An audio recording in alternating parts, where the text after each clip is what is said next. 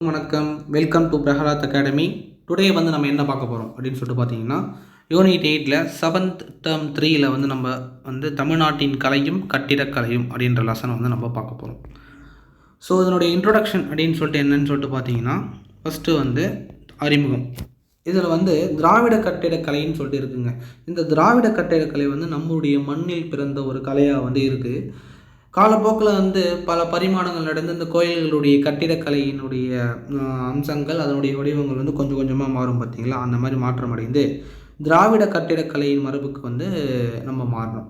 அப்போ அது வந்து மகாபலிபுரத்தில் இருக்கிற 7ஆம் நூற்றாண்டை சேர்ந்த அந்த குடைவரை கோவில்கள், குகை கோயில்கள்லாம் வந்து இதுக்கு ஒரு எக்ஸாம்பிளாக வந்து நம்ம சொல்லலாம். 7ஆம் நூற்றாண்டுக்கு முந்தைய நினைவு சின்னங்கள் வந்து தென்னிந்தியாவில் வந்து அந்தளவுக்கு இல்லை. அதன் பிறகு வந்து மரத்தால் கட்டி இருக்கணும். அதன் பிறகு வந்து என்னாச்சுன்னா அந்த சுரைகளால் கட்டப்பட்டு அதுக்கப்புறம் வந்து கருங்கற்களால் வந்து கட்டப்பட்டு இருந்தது. தமிழ்நாட்டில் இருக்கிற கோவில்களுடைய பரிமாண வளர்ச்சி வந்து எப்படி பிரிக்கலாம்னு சொல்லிட்டு பார்த்தீங்கன்னா, ஒரு 5 கட்டமாக 5 பிரிவுகளாக வந்து பிரிக்கலாம். அது ஒன்று வந்து என்ன, பல்லவருடைய காலம், அப்புறம் முற்கால சோழர்களுடைய காலம், பிற்கால சோழர்களின் காலம், விஜயநகர நாயக்கர்களுடைய காலம், நவீன காலம் அப்படின்னு சொல்லிட்டு ஒரு 5 வகையான காலங்களாக பிரிக்கலாம். அதில் முதல்ல வந்து நம்ம பார்க்க போகிறது வந்து பல்லவர்களின் காலம்.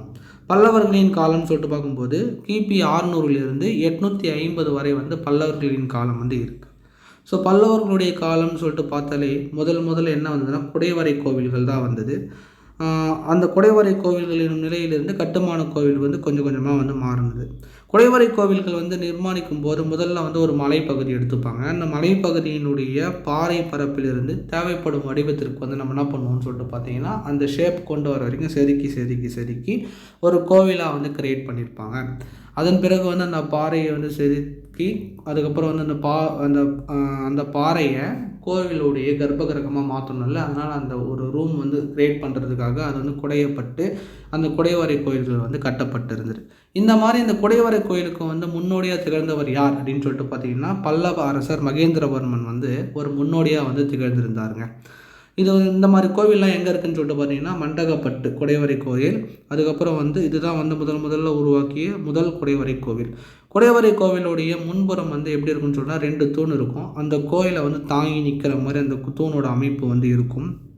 அதன் பிறகு அந்த பின்புற சுவற்றில் வந்து ஒரு கருவறை கொண்ட ஒரு செதுக்கப்பட்ட ஒரு கருவறை இருக்கும். அது ஒரு முன்னோட்டமாக வந்து மண்டபம் வந்து இருக்கும். மண்டபத்தோடைய 2 பக்கத்துலேயும் வந்து துவாரபாலகர்கள் வந்து நிற்கிற மாதிரி இருக்குங்க. ஓகேங்களா. அதன் பிறகு குடைவரை கோவில்கள் அமைக்கும் முறை வந்து 700க்கு பின்னாடி கொஞ்சம் கொஞ்சமாக மறைஞ்சி பெரிய வடிவிலான கட்டுமான கோவில்கள் வந்து கட்டுவதற்கு வந்து மாறுச்சு. ஸோ அதன் பிறகு தான் என்ன ஆச்சுன்னு சொல்லிட்டு பார்த்தீங்கன்னா, மாமல்லபுரத்தில் இருக்கிற அந்த 7 கோவில்கள், அதாவது பஞ்சபாண்டவ ரதங்கள்லாம் இருக்குது பார்த்தீங்களா, அந்த பஞ்சபாண்டவ ரதங்கள் அப்புறம் வந்து இது யார் கட்டியிருக்காங்கன்னு சொல்லிட்டு பார்த்தீங்கன்னா, 2ஆம் நரசிம்மவர்மனுடைய காலம் இருக்குது பார்த்தீங்களா, அப்போ வந்து கட்டப்பட்டு இருந்தது. தென்னிந்தியாவுடைய மிக பழமையான கட்டுமான கோவிலாக வந்து இந்த மாமல்லபுரம் வந்து அந்த இருக்குது. 1ஆம் நரசிம்மவர்மன் காலத்திலிருந்து 2ஆம் நரசிம்மவர்மன் காலம் வரை இதனுடைய கட்டுமான பணிகள் வந்து தொடர்ந்து இருந்தது. இது வந்து 6th புக் தமிழ் புக்கில் வந்து ஒன்று கொடுத்துருப்பாங்க. அதே மாதிரி ஒரே பாறையில் வந்து ஒரு கோவிலை அமைக்கும் முறை வந்து இல்லாமல் கட்டுமான கோயில் வந்து பாறை பாலங்களை வந்து கொண்டு கட்டப்பட்டிருந்தது. அதன் பிறகுதான் ராஜசிம்மன் என்னும் ஒரு அரசன் வர்றார். யார்? 2ஆம் நரசிம்மவர்மன் வந்து காஞ்சி கைலாசநாதர் கோயிலை வந்து கட்டினார். அதன் பிறகு வந்து யார் வருவார்னு சொல்லிட்டு பார்த்தீங்கன்னா, காஞ்சிபுரத்தில் இருக்கிற வைகுண்ட பெருமாள் கோயில் இருக்குது பார்த்தீங்களா, அது வந்து 2ஆம் நந்திவர்மன் வந்து கட்டியிருக்காரு. இந்த மகாபலிபுரத்தில் இருக்கிற அர்ஜுனன் தபசு அப்படின்ற ஒரு இருக்கும். இது வந்து மிகப்பெரிய ஒரு குன்று மாதிரி இருக்கும். அந்த குன்றை வந்து செதுக்கி வந்து அந்த அர்ஜுனன் தபசு என்னும் அமைப்பு வந்து ஏற்படுத்தியிருப்பாங்க. 100 அடி நீளமும் 45 அடி உயரமும் கொண்டு காணப்படுகிறது. 1984ல் யுனெஸ்கோ வந்து மகாபலிபுரத்துக்கு வந்து என்ன கொடுத்துரு அங்கீகாரம் வந்து கொடுத்துருக்குங்க. ஸோ இதுதான் வந்து இந்த இதில் இருக்கிற ரொம்ப இம்பார்ட்டண்ட்டான பாயிண்ட்டு. அப்போது அந்த மகாபலிபுர கோயிலில் வந்து என்னெல்லாம் இருக்குன்னா, பஞ்சபாண்டவ ரதங்கள் இருக்குது, திரௌபதி அம்மனுடைய ரதம் இருக்குது, தர்மராஜா ரதம் இருக்குது, பீம ரதம் இருக்குது, அர்ஜுனனுடைய ரதங்கள் இருக்குது, நகுல சகாதேவ ரதம், இது எல்லாமே சேர்ந்து காணப்படுகிறது. அது மட்டும் இல்லாமல் பீமர் தர்மராஜா ரதங்கள் வந்து வெளிப்பக்க சுவர்கள் வந்து மாடக்குழிகள் அமைந்த பூவணி வேலைப்பாடோடு வந்து இருக்கும். இது வந்து எக்ஸாம் ஓரியன்டாக வந்து கேட்கலாம். அதுக்கப்புறம் ஆண் பெண் தெய்வங்கள் அரசர்கள் இதெல்லாம் வந்து அந்த சிற்பக்கதையை வந்து காட்சிப்படுத்தியிருக்காங்க. 1984 யுனெஸ்கோ வந்து மகாபலிபுரத்தில் இருக்கிற இதுக்கு என்ன பண்ணியிருக்காங்கன்னா உலக பாரம்பரிய இடமான யுனெஸ்கோவால் வந்து அங்கீகரிக்கப்பட்டிருக்கு. இது வந்து எக்ஸாம் பாயிண்ட் ஆஃப் வியூ ரொம்ப ரொம்ப இம்பார்ட்டண்ட். அடுத்தது வந்து பல்லவர் காலத்து பாண்டியர் கோயில்கள் அப்படின்னு சொல்லிட்டு பார்க்கும்போது முற்கால பாண்டியர்கள் என்ன பண்ணியிருக்காங்கன்னு சொல்லிட்டு பார்த்தீங்கன்னா பல்லவர்களுடைய சமகாலத்தவராக இருந்திருக்காங்க. பல்லவர்கள் மாதிரி இல்லாமல் பாண்டியர்கள் வந்து தங்களுடைய குடைவரை கோயிலில் வந்து கருவறையில் இருக்கிற கடவுளருடைய சிலையை வந்து நிறுவி அதை வந்து வழிபட்டு வந்திருக்காங்க. அப்படி வந்து 50க்கும் மேற்பட்ட குகை கோயில் வந்து அவங்க வந்து கட்டியிருக்காங்க. அதுக்கு எக்ஸாம்பிள் வந்து மலையடி குறிச்சி, ஆனைமலை, திருப்பரங்குன்றம், திருச்சி இந்த மாதிரி இடத்தெல்லாம் வந்து அவங்களுடைய குடைவரை கோயில் வந்து காணப்படுகிறது. இந்த கோயிலில் வந்து அவங்களுக்கு வந்து சிவன், விஷ்ணு, பிரம்மா இந்த 3 தெய்வங்களுக்கு வந்து என்ன பண்ணியிருக்காங்கன்னா கடவுள் வந்து அமைத்து சிலையை அமைத்து வந்து வழிபட்டுட்டு இருக்காங்க. இந்த மாதிரியான கோவில்கள் இருக்கிற அந்த லிங்கங்கள்லாம் வந்து எதுலேருந்து எடுக்கப்பட்டதுன்னா தாய்ப்பாறையிலேருந்து செதுக்கப்பட்டது. நந்தியினுடைய உருவங்கள், அதுக்கப்புறம் வந்து உள்ளே இருக்கிற மூலவருடைய இது எல்லாமே வந்து எதில் வந்து செதுக்கப்பட்டிருக்குன்னு சொல்லிட்டு பார்த்திங்கன்னா தாய்ப்பாறையிலிருந்து செதுக்கப்பட்டிருக்கு. சிவலிங்கமுடைய கருவறையோட மையத்தில் இருக்கும். சுற்றிலும் போதுமான இடம் விட்டு நிறுவப்பட்டிருக்கும் சுற்றி வர மாதிரி. கருவறையுடைய உபயோகித்த நீர் வந்து என்னன்னா வெளியே போவதற்காக வந்து கால்வாயும் வந்து அந்த இடத்துல வந்து அமைக்கப்பட்டிருக்கும். இது வந்து 3 பகுதிகளாக வந்து பிரிக்கப்பட்டு தூண்களில் இடம்பெற்றுள்ள அலங்கார வேலைப்பாடுகளோடு வந்து காணப்படுகிறது.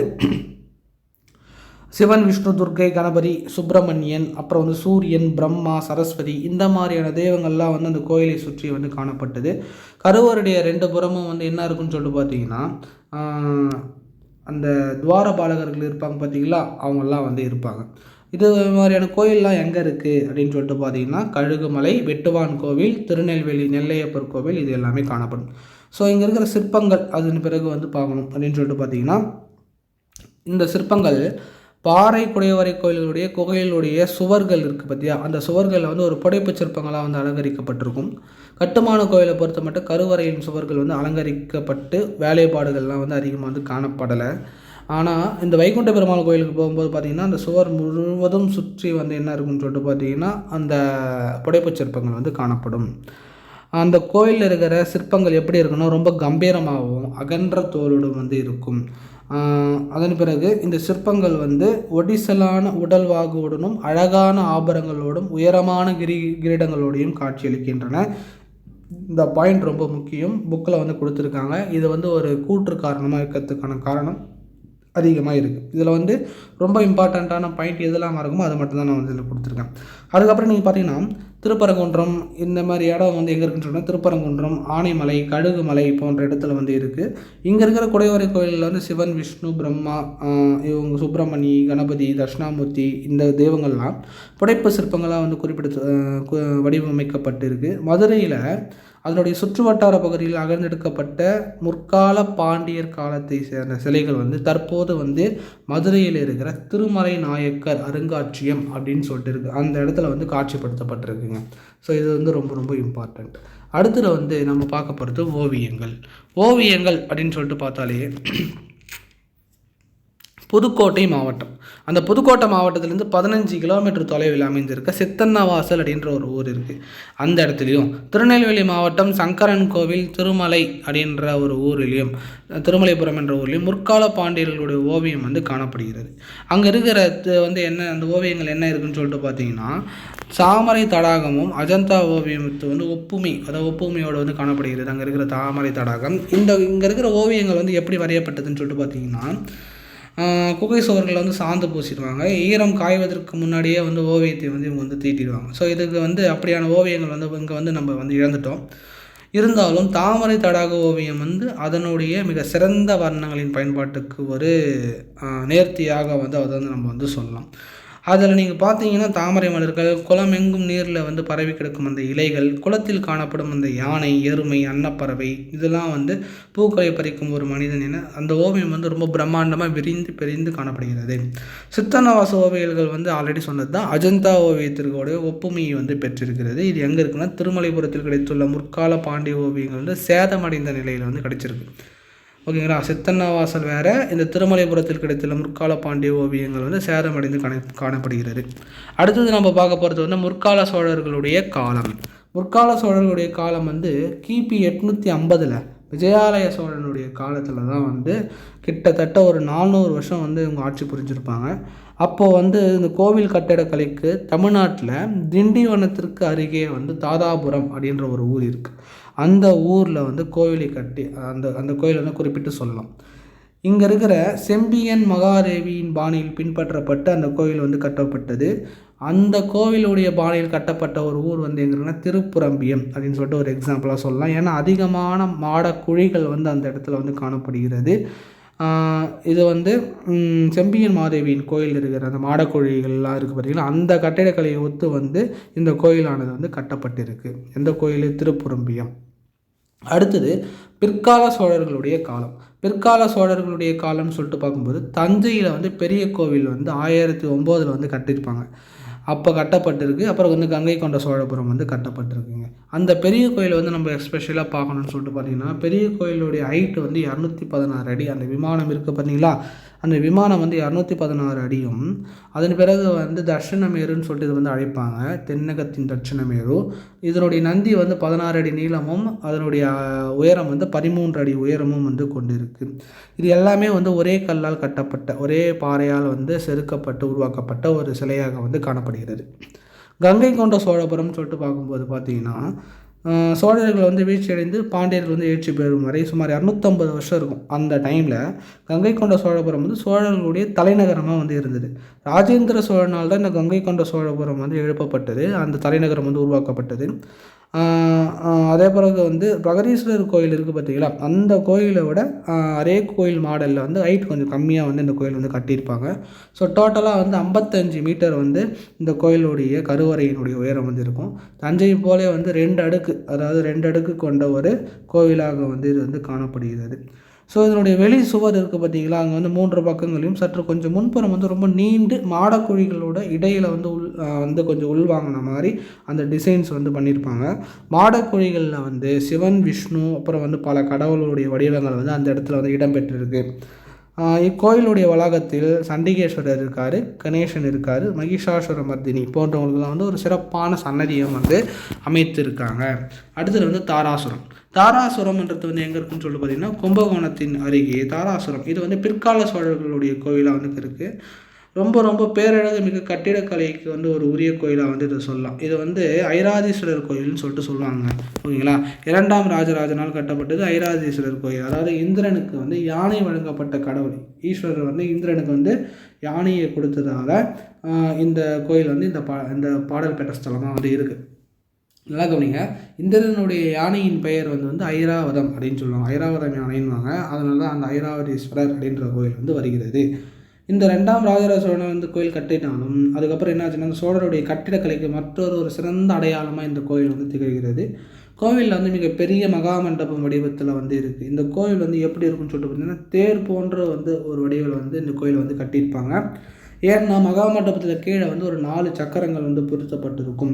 கருவறையிலும் தூண்களிலும் புராண இதிகாச கதாபாத்திரங்கள்லாம் வந்து சின்ன சின்ன உருவமாக வந்து என்ன பண்ணியிருப்பாங்க, செதுக்கியிருப்பாங்க. இந்த கோயிலை சுற்றி கோபுரத்துடன் கூடிய பெரிய சுவர் வந்து காணப்படுதுங்க. இதுதான் வந்து தாராசுரம் கோயிலுக்கு உண்டான ஃபுல் டீட்டெயில்ஸ். அடுத்தது வந்து பிற்கால பாண்டியர்கள். பிற்கால பாண்டியர்கள்னு சொல்லிட்டு பார்க்கும்போது இவங்க 11ஆம் நூற்றாண்டை சேர்ந்து என்ன பண்ணியிருப்பாங்கன்னா, பிள்ளையார்பட்டி அப்படின்னு சொல்லிட்டு, இது எங்கே இருக்குன்னா காரைக்குடிக்கு அருகே இருக்குது. அந்த கோயிலை வந்து இவங்க கட்டியிருப்பாங்க. அந்த கோயிலில் வந்து தேசிக விநாயகம் கல்வெட்டு அப்படின்னு சொல்லிட்டு அந்த கோயிலில் வந்து அந்த பிள்ளையாரை வந்து சொல்லியிருப்பாங்க. ஸோ இதுதான் வந்து இதில் இருக்கிற ரொம்ப இதில் ஒரு ஸ்பெஷல் வந்து என்னன்னு சொல்லிட்டு பார்த்தீங்கன்னா, இங்கே இருக்கிற பிள்ளையார் வந்து 2 கை தான் இருக்கும். தும்பிக்கையானது வலதுபுறத்தில் இருக்கும். எப்படி இருக்கும்? வலதுபுறமாக திரும்பி இருக்கிற மாதிரி வந்து இங்கே இருக்கிற பிள்ளையாருக்கு வந்து இருக்கும். அடுத்தது நம்ம பார்க்க போகிறது வந்து என்னென்னா, விஜயநகர காலம். விஜயநகர காலம் அப்படின்னு சொல்லிட்டு பார்த்தீங்கன்னாலே காஞ்சி வரதராஜ பெருமாள் இருக்கார் பார்த்தீங்களா, அதுதான் அங்கே ரொம்ப ஃபேமஸ்ஸு. இவங்களுடைய காலத்தில் வந்து கோபுரங்கள் வந்து ரொம்ப பெருசாக வந்து அமைக்கப்பட்டது. அந்த மாதிரி தான் இவங்களுடைய தூண்கள், அதுக்கப்புறம் வந்து அங்கே இருக்கிற சிலைகளுடைய வேலைப்பாடுகள் வந்து ரொம்ப வந்து பார்ப்பதற்கு அழகாகவும் கலைநயமிக்கதாகவும் ரொம்ப ரொம்ப நேர்த்தியாகவும் வந்து இவங்களுடைய காலத்தில் இருந்த கோயில்களில் இருக்கிற அந்த சிலைகளுடைய இது வந்து இருந்தது.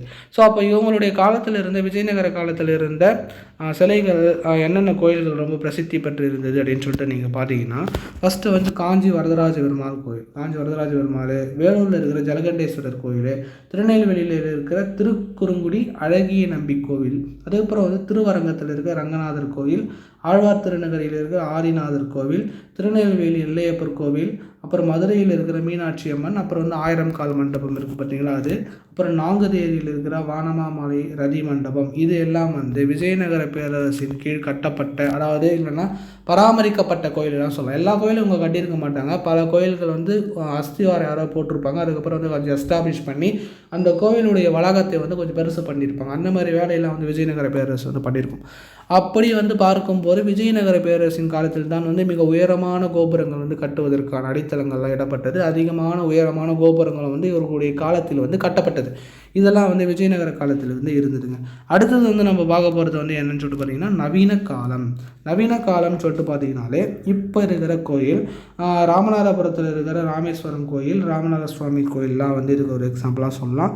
கிட்டத்தட்ட இந்த கோயில் வந்து 3 பிரகாரங்களை வந்து சுற்றி கொண்டு இருக்கும். கோயிலுடைய வெளிப்பிரகாரம் வந்து ஏறத்தாழ வந்து 7 மீட்டர் உயரம் கொண்டதாக இருக்கும். வெளிப்பிரகாரத்திலிருந்து கிழக்கு மேற்கு பிரகாரங்கள் இருக்குது பார்த்தீங்களா, அது வந்து 120 மீட்டர் நீளமுடையதாகவும், வடக்கில் இருந்து தெற்கு உள்ள பிரகாரங்கள் வந்து 195 மீட்டர் நீளமுடையதாகவும் இருக்கும். திரும்பவும் சொல்கிறேன், இந்த கோயில் 3 பிரகாரங்க. First point. 2வது பாயிண்ட்டு 7 மீட்டர் உயரம் கொண்டதாக வந்து வெளிப்பிரகாரம் இருக்குது. 3வது பாயிண்ட் வந்து என்னென்னா கிழக்கு மேற்கு பிரகாரங்களில் வந்து 120 மீட்டர் நீளமுடையதாகவும், வடக்குலேயும் தெற்குலேயும் வந்து 195 மீட்டர் நீளமுடையதாகவும் வந்து இந்த பிரகாரங்கள் வந்து இருக்குது. இந்த வெளிப்பிரகாரங்களை வந்து தாங்கி நிற்பதற்காக 1200க்கும் மேற்பட்ட தூண்கள் வந்து என்ன பண்ணியிருக்காங்க, தனிச்சிறப்பு கொண்டவையாக வந்து இருக்குது. இந்த தூண்கள் பெரும்பாலாவை அலங்கார வேலைப்பாடுகளோடு வந்து கொண்டு இருக்குது. இந்த 3 பிரகாரங்களிலும் உட்புறம் அமைந்துள்ள பிரகாரமே ரொம்ப ரொம்ப பழமையான பிரகாரம். அதுதான் வந்து சொன்னேன், ஸ்டார்டிங்கில் கட்டியிருப்பாங்க. அதுக்கப்புறம் அந்த கோயில் எஸ்டாப்ளிஷ் பண்ணும்போது கொஞ்சம் கொஞ்சமாக அந்த கோயில் வந்து வெளிநோக்கி வந்து அந்த கோயில் ரொம்ப பிரமாண்டமாக வந்து காட்சியளிக்கும். ஸோ இதுதான் வந்து இந்த லெசன்ஸ் ஃபுல்லாக நம்ம பார்த்தோம்.